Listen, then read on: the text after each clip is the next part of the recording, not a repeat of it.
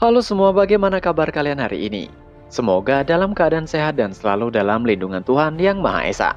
Seperti biasa nih, sebelum masuk ke ceritanya, Mimin mau ingatin buat kalian untuk tekan tombol subscribe. Dan tekan tombol loncengnya terlebih dahulu, biar nggak ketinggalan video-video terbaru dari channel ini ya. Selagi nonton, bisa kalian sempatkan tekan tombol like dan tinggalkan komen kalian di bawah, biar makin rame video kita yang satu ini. Disclaimer, untuk para subscriber channel Storytime, cerita ini hanya karya fiksi. Segala tindakan yang ada dalam ceritanya hanyalah imajinasi semata. Kami tegaskan bahwa video ini tidak bermaksud mendorong atau mempromosikan tindakan kekerasan dan tindakan berbahaya apapun. Dimohon untuk kalian dapat memahaminya dengan baik. Tanpa menunda dan banyak basa-basi, langsung masuk ke ceritanya. Cerita kita lanjutkan. Di pembahasan terakhir, Ridwan menanyakan mengapa Maling begitu baik padanya. Maling mengatakan bahwa itu adalah hadiah darinya untuk merayakan pertemanan baru. Mendengar itu membuat Ridwan terdiam. Scenes berpindah di sebuah sekolah bela diri Zhangzhou. Terlihat pergerakan yang begitu cepat hingga penjaga pun tidak bisa mendeteksinya. Yang tidak lain adalah Ridwan yang tidak menggunakan penyamarannya, melainkan penutup wajah yang biasa dia lakukan. Saat itu dia bergumam, mungkin mereka juga mencari tahu tentangnya. Tapi yang mencari informasi bukan hanya mereka saja. Ia sudah mengawasi sekolah bela diri Zhangzhou untuk mendapatkan informasi dalam beberapa hari terakhir. Ridwan sampai di tempat dan berhenti. Dia berjalan perlahan dan mengendap-endap meneruskan gumamannya. Ada beberapa tempat yang menjadi tempat tinggal Ciu Taoci di Provinsi Henan. Tapi kelihatannya yang satu ini adalah markas utamanya. Ridwan terus mendekat dan mencari tempat persembunyian Ciu Taoci. Dia bergumam. Ia telah mengawasi pergerakannya selama beberapa hari. Saat itu, Ridwan mendengar percakapan dari balik dinding ruangan. Salah seorang menanyakan apa yang dilakukan petarung murim tanpa nama saat ini. Yang tidak lain mereka membicarakan Ridwan. Ridwan menyadari bahwa itu adalah suara Maling Ren. Ridwan masih diam dan mendengarkan semua percakapan mereka. Ciu Taoci mengatakan bahwa petarung murim tanpa nama menjalani hidupnya seperti biasa. Ke rumah enak, minum-minum, dan jalan-jalan. Maling Ren dengan senyuman lembut meminta untuk Ciu Taoci mencari cara agar petarung murim tanpa nama itu lebih terkenal lagi. Ciu Taoci tidak langsung menyanggupi perintah itu, tapi dia mengatakan untuk katakan sesuatu padanya. Mengapa Maling Ren begitu baik pada petarung murim tanpa nama ini? Maling Ren menanyakan, apakah Ciu Taoci penasaran? Ciu Taoci dengan antusias mengatakan ia benar-benar penasaran. Ekspresi Maling Ren menggelap sedikit yang kemudian mengatakan, jika begitu, yang Ciu Taoci tanyakan itu pertanyaan yang salah. Ia tidak bersikap baik pada petarung murim tanpa nama itu. Ciu Taoci terdiam. Mungkin ia tidak tahu apa maksud dari kata-kata Maling Ren. Dia kemudian mengatakan maksudnya adalah, bahkan, Maling Ren memberikan informasi tentang para buronan dan lokasi mereka. Tindakan Maling Ren membuatnya mendapatkan ketenaran di dunia murim dan bahkan uang hasil buronan. Jika itu bukan bersikap baik, lalu apa? Maling Ren tidak langsung menjawab, tapi dia menanyakan, apakah Ciu Taoci tahu apa yang akan diadakan di Zhangzhou bulan depan? Ciu Taoci mencoba mengkonfirmasi, apakah maksud Maling Ren adalah jamuan emas? Maling Ren membenarkannya. Sedangkan Ridwan yang masih mendengar percakapan mereka bergumam. Jamuan emas adalah acara yang diadakan oleh Serikat Perdagangan di Dataran Tengah. Bukan hanya pedagang, pemimpin aliansi murim dan tokoh-tokoh besar lainnya. Tapi itu juga dihadiri banyak seniman bela diri ternama di dunia murim. Tiba-tiba Ridwan terkejut ketika mendengar Maling Ren yang mengatakan, sepertinya kakaknya juga akan hadir di sana. Ridwan bergumam menyebut nama kakak dari Maling Ren. Dia adalah Ma Tiechun. Ciu Taoci mengatakan tentu saja Ma Tiechun akan hadir. Tiba-tiba ekspresi Maling Ren menggelap lagi disertai dengan senyuman mengatakan, ia akan mengirim petarung murim tanpa nama untuk menghabisi kakaknya Ma Tiechun. Ciu Taoci terkejut mendengarnya. Maling Ren tertawa berseri meneruskan, petarung murim tanpa nama sudah dikenal sebagai pahlawan di dunia murim. Menurut Ciu Taoci, apa yang akan terjadi jika orang sepertinya menghabisi kakaknya? Ciu Taoci dengan gugup menanyakan, tapi apakah petarung murim tanpa nama itu bisa menghabisi Ma Tiechun? Ma Lingren mengatakan, bisa atau tidaknya bukan masalah.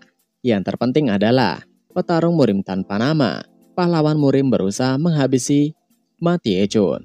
Itu akan membuat orang-orang berpikir tentang alasan pahlawan murim menghabisi Ma Tiechun. Ciu Taoci pada akhirnya mengerti alasan Ma Lingren. Dia melanjutkan dengan pertanyaan, tapi bagaimana jika petarung murim sampai ditangkap dan membongkar semuanya? Namun Ma Lingren meminta untuk Ciu Taoci tidak perlu khawatir. Petarung murim tanpa nama akan binasa setelah berusaha menghabisi kakaknya. Tatapan Ma Lingren menajam lagi meneruskan, karena mereka memiliki itu. Itu yang dimaksud masih belum diketahui. Ma Lingren sekali lagi memerintahkan untuk Ciu Taoci menyebarkan nama petarung murim tanpa nama lebih dikenal. Ciu Taoci mengerti dan akan melakukannya. Di luar ruangan, akhirnya Billy Duan yang menguping pembicaraan mengetahui alasan Ma Lingren baik padanya. Tidak peduli orang lain berpendapat seperti apa, yang pasti lawan terbesar Ma Lingren dalam perebutan ahli waris adalah Ma Tiechun. Karena Ma Tiechun terkenal di dalam sekte Heavenly Blade, dan kebanyakan orang memprediksi sebagai pewaris masa depan. Tapi jika Ma Tiechun binasa, posisi kandidat terkuat dalam perebutan ahli waris akan jatuh ke tangan Ma Lingren. Tapi, yang membuat Billy Duan penasaran adalah itu yang dibicarakan Ma Lingren. Waktu berlalu beberapa saat. Saat ini di penginapan Billy Duan, Ciu Taoci menemuinya. Sebelum Ciu Taoci mengatakan apapun, tiba-tiba Billy Duan meminta untuk Ciu Taoci memberikannya uang. Ciu Taoci bingung menanyakan, mengapa Billy Duan tiba-tiba meminta uang? Billy Duan yang kembali menyamar mengatakan, karena situasinya telah menjadi seperti ini, jadi ia harus menjadi pahlawan sungguhan. Ciu Taoci bingung menanyakan lalu apa hubungannya menjadi pahlawan dengan uang. Billy Duan menimpali. Apakah Ciu Taoci menanyakan apa hubungannya? Jelas ia membutuhkan pedang dan pakaian yang selayaknya seorang pahlawan, bukan? Ciu Taoci menimpali. Itu terdengar seperti Billy Duan menginginkan bagiannya, bukan hanya karena ingin menjadi pahlawan sungguhan. Tapi ia tidak peduli, katakan saja berapa yang Billy Duan butuhkan. Billy Duan mengatakan dengan santai, ia memerlukan 20.000 tael. Ciu Taoci terkejut dan membentak Billy Duan. Apakah Billy Duan gila? Apakah Billy Duan kira 20.000 tael itu jumlah uang yang bisa ditemukan di tepi jalan? Billy Duan mengatakan dengan kesal, ia tidak sebodoh itu sampai tidak tahu, makanya ia meminta padanya. Sampaikan pada Ma Lingren apa yang ia inginkan. Setelah berteriak, Billy Duan memasuki kamarnya meninggalkan Ciu Taoci. Ciu Taoci tidak tahu lagi bagaimana untuk bereaksi dan mengatakan pada Ma Lingren. Di dalam kamarnya, Billy Duan bergumam. Ini masalah yang bisa menentukan masa depan murim. Jadi ia yakin Ma Lingren tidak akan menolak permintaannya. Ia akan memanfaatkan kebaikan Ma Lingren sampai akhir. Namun Billy Duan tidak menganggap itu kebaikan. Waktu berlalu keesokan harinya, Ciu Taoci telah mengunjungi Billy Duan lagi dan memberikan sekantong uang yang berjumlah 20.000 tael. Billy Duan yang menerima sejumlah uang itu terkejut. Ia mengira hanya akan menerima setengahnya saja tidak masalah. Namun siapa sangka mereka benar-benar memberinya 20.000 tael. Ciu Taoci masih terdiam dan mengingat kembali ketika dia bertemu Ma Lingren dan menyampaikan permintaan Billy Duan. Ma Lingren dengan mudahnya mengatakan untuk memberikan saja. Ciu Taoci terkejut karena Ma Lingren dengan mudahnya memberikan sejumlah uang itu. Dia kesal mengatakan, bagaimana bisa? Jumlah uang itu terlalu besar. Bukankah ribuan tael saja sudah cukup? Ma Lingren menjelaskan bahwa keuntungan yang didapatkan juga akan bertambah besar dengan semakin besarnya investasi. Jadi turuti saja permintaannya. Ciu Taoci menatap Billy Duan dengan kesal bergumam, memberikan sesuatu yang bahkan ia sendiri tidak pernah mendapatkannya. Sungguh. Namun Ciu Taoci tidak bisa mengungkapkan kekesalannya. Dia berbalik dan meninggalkan Billy Duan. Setelah itu, Billy Duan pergi keluar untuk melihat-lihat, di mana di sebuah tempat di depannya tengah dalam proses pembangunan. Ketika Billy Duan tengah mengamati suasana, Dia tiba-tiba dikejutkan dengan suara seorang yang mengatakan, ia mendengar bahwa pemimpin aliansi Murim akan berpidato di sana. Yang tidak lain adalah Malingren. Beliduan menanyakan, bukankah Malingren harus memanggil pemimpin aliansi sebagai ayah daripada pemimpin aliansi Murim? Malingren menjelaskan bahwa ia harus membedakan antara urusan publik dan pribadi. Malingren melihat Beliduan yang segar menanyakan, sepertinya mood Beliduan cukup bagus. Beliduan melipat kedua tangannya dan sedikit tersenyum mengatakan, uang memang sesuatu yang bagus. Ia benar-benar berterima kasih atas 20.000 tael pemberian Malingren.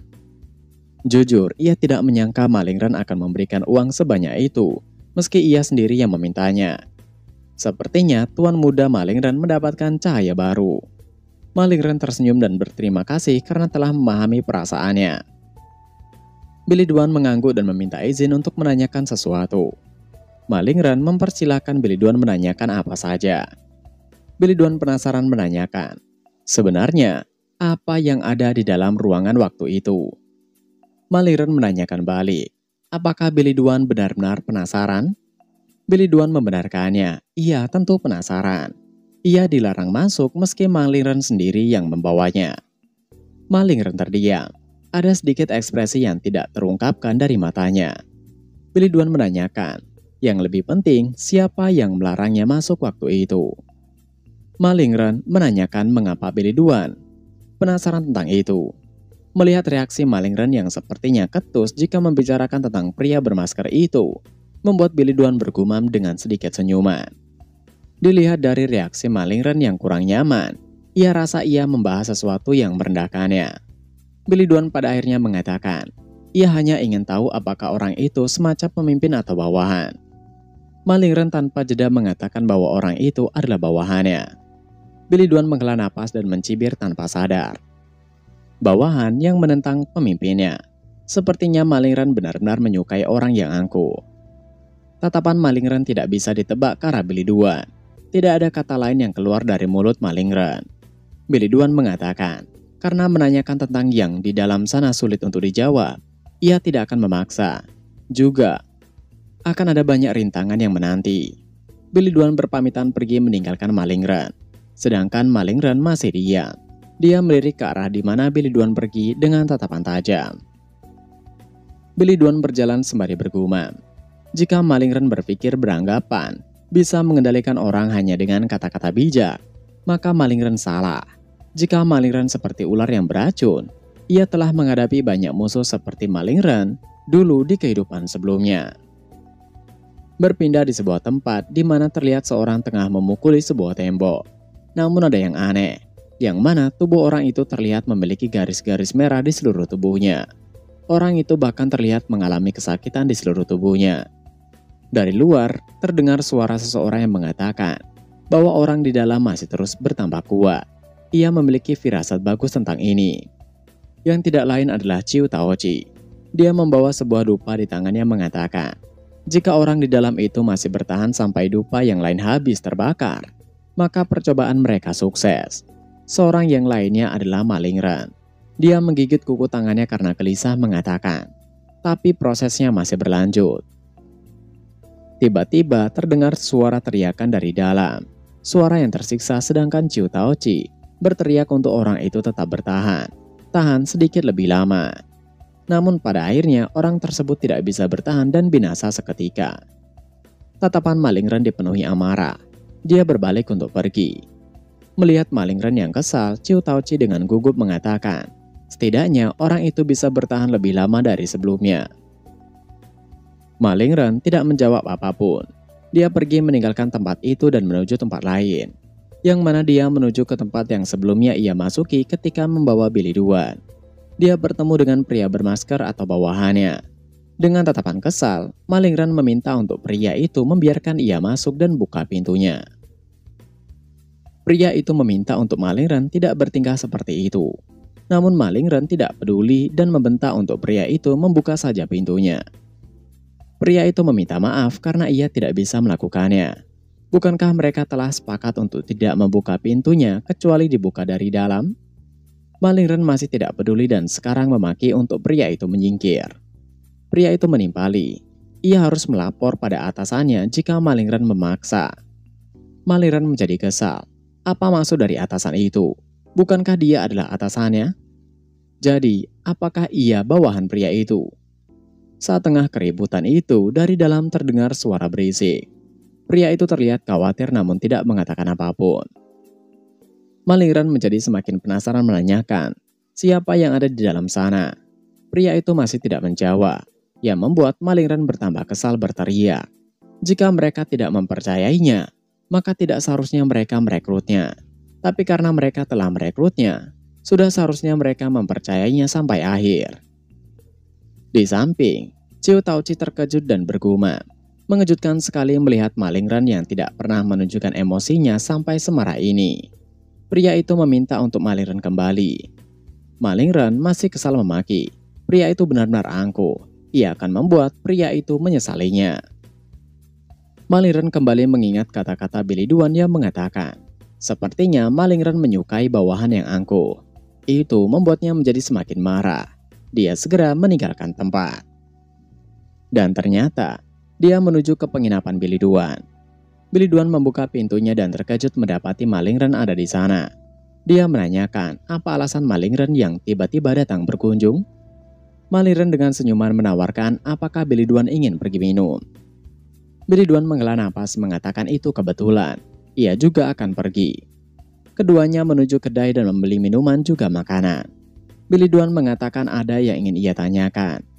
Ini tentang sesuatu yang Malingran lakukan sekarang.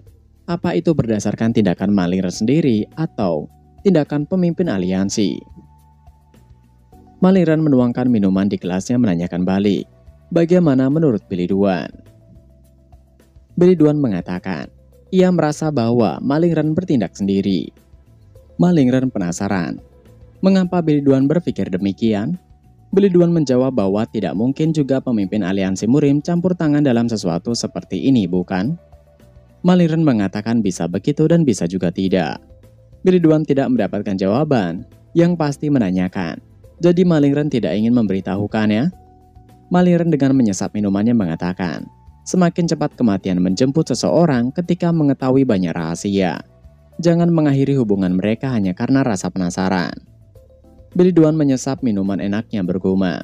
Datang dari mulut orang yang akan memanfaatkannya dan menghabisinya setelah selesai. Bagaimanapun juga, mungkin itu bisa dianggap sesuatu yang hebat. Billy Duan yang menghabiskan minumannya tiba-tiba mengulurkan sesuatu di atas meja. Dia meminta untuk Malingran menerimanya. Malingran bingung dengan barang tersebut yang merupakan batu asa. Billy Duan mengatakan bahwa itu adalah hadiah. Itu memang tidak sebagus pemberian Malingran padanya. Tapi setidaknya ia ingin membalasnya. Ia ingin membelikan sesuatu yang mahal atau berharga. Tapi ia tidak tahu harus membeli apa.